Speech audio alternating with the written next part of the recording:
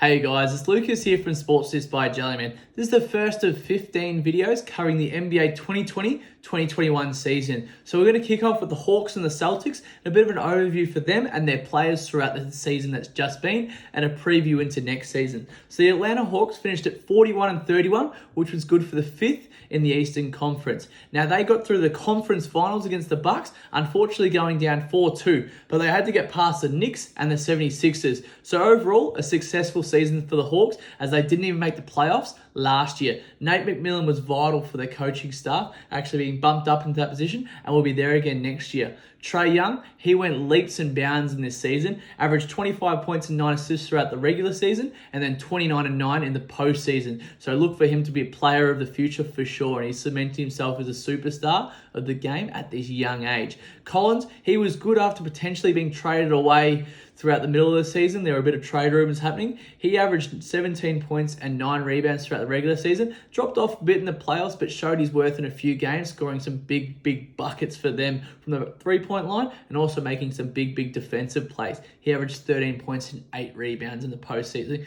Capela, he was excellent throughout the season for them. 15 points and 14 rebounds, but died off in the playoffs just because they didn't use him as much.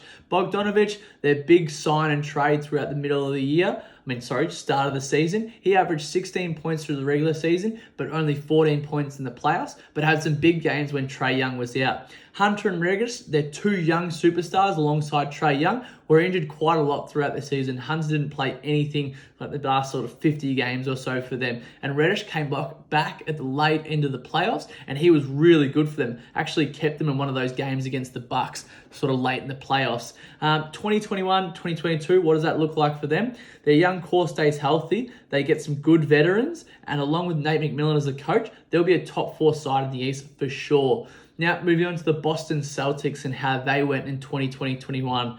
Honestly, a bit of an unsuccessful season for them. Brown getting injured late, Tatum having COVID throughout, and a few things being thrown around for them there. They won the play-in game. They finished 36-36, so 50-50. Not a great after being to the conference finals a year before against the Miami Heat. That was good for 7th in the East, and they had to play that play-in game where they actually won and then advanced to the first round where they lost to the Nets. Nets obviously being who they are. Tatum, he averaged 26 points and 7 rebounds and then 30 points in the postseason. Brown, 24 points and 6 rebounds and was absolutely dominant when Tatum wasn't playing. So it'll be interesting to see how those two play together for the next season. If you can get 50, 60 points out of both of them a game, get some good sort of wing players as well, maybe a big man and another point guard, they'll be super good in 2021, 2022. Now, Brown was unfortunately listed as unavailable throughout the playoffs due to an injury. And Walker, he averaged 19 points throughout the regular season, only 12 points in the playoffs, but has now been traded to OKC, and I guess we'll see where he ends up, which obviously isn't related to the Celtics anymore. Now, Smart, he averaged 13 points throughout the regular season and then 17 points in the postseason, so showed his value in the postseason. He's got good trade value at the moment as sort of that mid-tier contract, so we'll see what happens with him with the Celtics. I mean, they've got also Horford on their list as well. So we see if they're interested, they keep them as a core with Tatum and Brown, or they ship them off. A couple of more additions for them. So Fournier averaged 15 points in the postseason and is a really good addition for them for 2021-2022. They also just acquired Josh Richardson. So Josh Richardson, Fournier, Tatum, Brown, they've got Horford and they've got Smart. So I think Horford and Smart, I'll be surprised if both of them stay. If not, both of them may go.